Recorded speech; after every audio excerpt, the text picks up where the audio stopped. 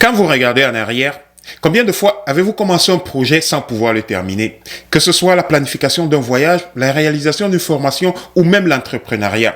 Combien de régimes de perte de poids on a abandonné après avoir commencé? Imaginez un instant que vous ne soyez pas capable de prendre une décision importante sans avoir peur de regretter votre choix. Que vous ne puissiez pas réaliser vos objectifs simplement parce que vous êtes paralysé par la peur d'avoir une nouvelle tentative. C'est malheureusement ce que beaucoup de gens vivent au quotidien. Mais malgré cette peur de l'échec, certaines personnes semblent avoir trouvé le moyen d'utiliser cette peur de l'échec à leur avantage. Et c'est ainsi que les grandes réalisations se produisent dans des moments difficiles, dans des moments d'adversité. Aujourd'hui, nous verrons comment surmonter la peur de l'échec ainsi que 5 moyens importants pour l'utiliser à notre avantage.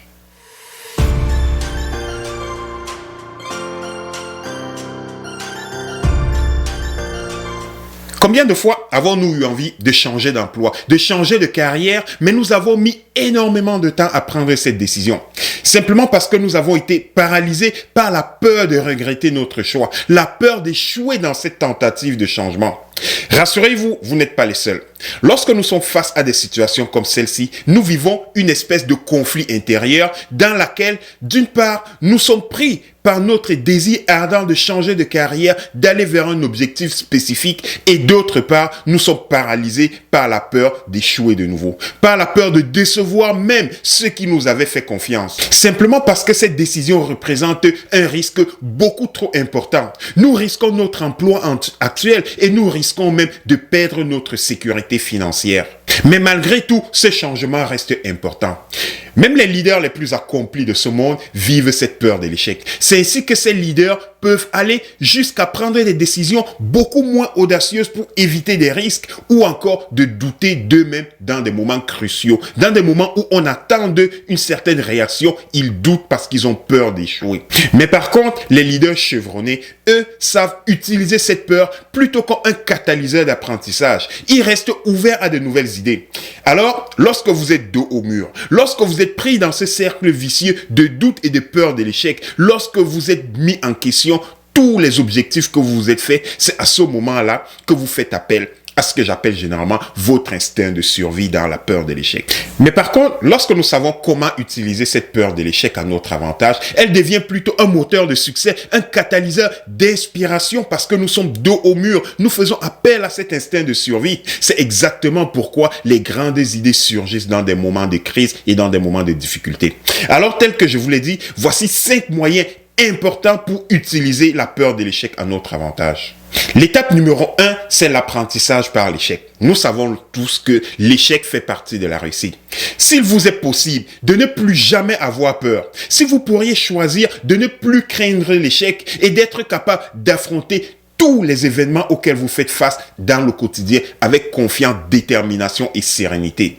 La plupart d'entre nous diraient certainement oui sans aucune hésitation. Mais malheureusement, en tant qu'humain, la peur de l'échec est présente dans notre vie et chacun d'entre nous ressent cette peur de l'échec de manière très différente. Dans la réalité, nous ne naissons pas avec la peur de l'échec. Tout au contraire, en tant qu'humain, nous fonctionnons en mode d'apprentissage basé sur l'essai-erreur. Nous sommes programmés instinctivement pour apprendre par ce processus d'essai-erreur. C'est-à-dire que nous répétons naturellement et spontanément des séquences en alternant des phases d'essai et d'erreur jusqu'à trouver la solution satisfaisante que nous attendions. C'est de cette façon que nous avons appris à marcher. C'est ainsi que nous avons appris à nager et même à faire du vélo.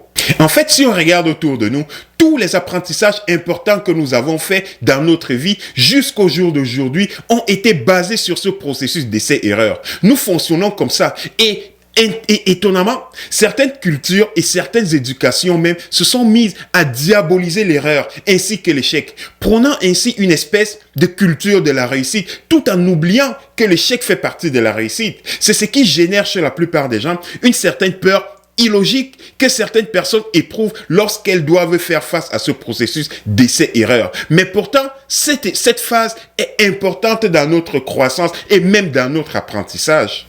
Prenons par exemple Thomas Edison, l'inventeur de l'ampoule électrique.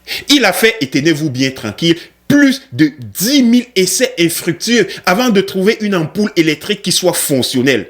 Plutôt que de voir ces tentatives comme des échecs, il les considérait plutôt comme autant de moyens de comprendre qu'est-ce qui ne passait pas, de corriger le problème pour obtenir aujourd'hui une ampoule qui fonctionnait pour que aujourd'hui nous autres, nous puissions bénéficier de cette invention magnifique. L'échec nous permet à la base de comprendre ce qui ne fonctionne pas. Chaque essai infructueux est une leçon que nous devons apprendre et qui nous rapproche de la réussite que nous avons attendue. Si vous n'acceptez pas l'échec comme étant une étape vers la réussite, ce serait un peu comme gronder un enfant qui tombe pendant qu'il apprend à marcher. Ça paraît complètement idiot, mais eh bien, c'est ce que nous faisons au quotidien sans nous en apercevoir. Ce comportement est ce qui explique pourquoi la peur de l'échec représente actuellement quelque chose qui nous surprend. La peur de l'échec, on la voit comme quelque chose d'acquise, mais elle est plutôt influencée par notre culture et par notre éducation. L'erreur la plus importante n'est pas d'échouer, mais c'est plutôt de s'arrêter d'essayer après un échec. En comprenant comment utiliser la peur de l'échec en notre avantage, nous comprenons beaucoup plus facilement comment les grandes idées surgissent lors des moments de difficulté, pour que l'échec ne représente plus un handicap, mais plutôt un catalyseur de réussite. En outre, l'apprentissage par l'échec demande de l'humilité. Il faut être prêt à remettre en question ses propres idées, à admettre qu'on se soit trompé. C'est cette humilité qui est le premier pas vers la croissance personnelle. C'est cette humilité qui nous permettra de remettre en question, revenir sur nos choix, analyser de nouveau le contexte pour pouvoir s'orienter cette fois-ci vers la bonne solution, vers la bonne direction. L'étape numéro 2 est la persévérance. Pour faire face à la peur de l'échec, la persévérance est un outil indispensable. C'est la force motrice derrière la transformation de l'échec vers la réussite. Elle vous permet de maintenir le cap, votre motivation malgré les revers et les difficultés. Lorsque vous poursuivez des grandes idées, des grands objectifs, des obstacles sont inévitable sur votre chemin. C'est incontournable, la vie est ainsi faite. Que ce soit dans les affaires, la science ou même les arts, de nombreux succès notables que nous observons sont le résultat de la persévérance des gens qui les ont accomplis. La première chose à laquelle on pense lorsqu'on parle de persévérance, c'est le courage. Ce qui distingue ceux qui réussissent, c'est leur capacité à continuer d'avancer même après un échec initial. Ils font preuve d'endurance, de détermination et d'une attitude qui refuse de céder devant l'adversité. Leur courage n'est pas l'absence de la peur, mais plutôt leur capacité à continuer d'avancer malgré cette peur. Alors, on comprend rapidement pourquoi la persévérance est la force motrice qui transforme l'échec en réussite. En gardant présent à l'esprit que la peur de l'échec est un mécanisme de protection et de défense, alors nous devons être capables de débrancher ces mécanismes de défense pour ne pas y recourir, surtout lorsque cette peur nous nuit et nous empêche d'avancer. Elle nous empêche de poursuivre nos objectifs. L'étape numéro 3 est la créativité. Loin de ce qu'on aurait pu penser, les moments de crise et de difficulté sont un terrain fertile pour la créativité parce qu'ils nous poussent à dépasser les limites. Ils nous poussent à penser de manière innovante et créative pour surmonter les obstacles. J'ai souvent entendu dire et avec conviction que c'est dans les moments difficiles qu'on fait appel à notre instinct de survie. Et c'est dans ces moments-là que nous sommes prêts à faire l'impossible, que nous soyons prêts à nous surpasser, à sortir de l'impasse. Beaucoup d'inventions et de découvertes révolutionnaires ont vu le jour pendant des moments de difficulté, pendant des moments de crise où il était nécessaire et vital même dans certains cas de trouver une solution créative pour résoudre un problème et de passer à travers cette tempête. Les situations de crise nous forcent à remettre en question notre vision des choses. Elles nous poussent à remettre en question le statu quo. Elles nous poussent à penser en dehors des sentiers battus, à explorer de nouvelles voies, à envisager une approche souvent radicalement différente de celle que nous avons eue depuis le début pour être capable de faire face à un problème et même de le résoudre. En gros, les situations de crise nous poussent à briser les standards. Les mêmes causes produisent les mêmes effets. On ne peut pas commettre la même erreur tout le temps en espérant que le résultat soit différent de façon miraculeuse. De toute évidence, la créativité est le moteur de l'innovation. Elle transforme les moments de crise en opportunités de progrès et même souvent de gains pour certaines personnes. En ouvrant la voie à de nouvelles idées et à de nouvelles solutions, nous abordons maintenant une nouvelle phase qui vous permet d'utiliser plutôt cette peur de l'échec comme un catalyseur qui vous donne ce courage, cette pulsion d'aller vers de nouvelles opportunités et avoir des résultats complètement différents de ce que vous avez eu dans le passé. L'étape numéro 4 est la résilience. La résilience est une qualité essentielle pour faire face aux échecs et surtout dans des moments de crise. Cette résilience joue un rôle crucial dans la transformation des obstacles en opportunités. La résilience est la force mentale, la capacité de rester stable, de relever les défis après avoir essuyé un échec. Être résilient, c'est comme être un boxeur qui prend des coups. Mais même avec un genou par terre, il retrouve la force et le moyen de se relever, de continuer de se battre et continuer d'avancer. La résilience ne signifie pas seulement être capable d'encaisser des coups, mais la résilience, c'est aussi la capacité d'apprendre à rebondir, apprendre à se relever et à continuer d'avancer. Chaque échec est vu comme une opportunité de croissance personnelle, un moyen de renforcer votre résilience et de faire face à des défis futurs. Quand on parle de résilience, on parle aussi évidemment d'adaptabilité. La capacité à s'ajuster à des situations changeantes, à gérer l'incertitude avec calme et sérénité. C'est une qualité précieuse lorsque vous êtes confronté à des moments de crise. C'est une qualité précieuse qui vous permet de faire face à l'incertitude. Enfin, l'étape numéro 5, ce sont les opportunités cachées. Il est peut-être surprenant de constater que les moments de crise et d'échec peuvent parfois cacher des opportunités inattendues. Lorsque vous êtes confronté à un échec, il est peut-être judicieux de considérer cela comme une opportunité de changer de direction. De nombreuses personnes et des grandes entreprises ont réussi à rebondir après un revers en explorant de nouvelles opportunités. Ça a été pour eux un moment crucial de revoir leur politique, leur stratégie et de repenser leur manière d'affronter le marché pour cette fois-ci convertir l'échec qu'ils venaient de vivre en moment de réussite. Les moments de crise peuvent révéler des opportunités et des besoins non satisfaits et des lacunes même de votre marché si vous êtes en affaires. Regardez par exemple les investisseurs.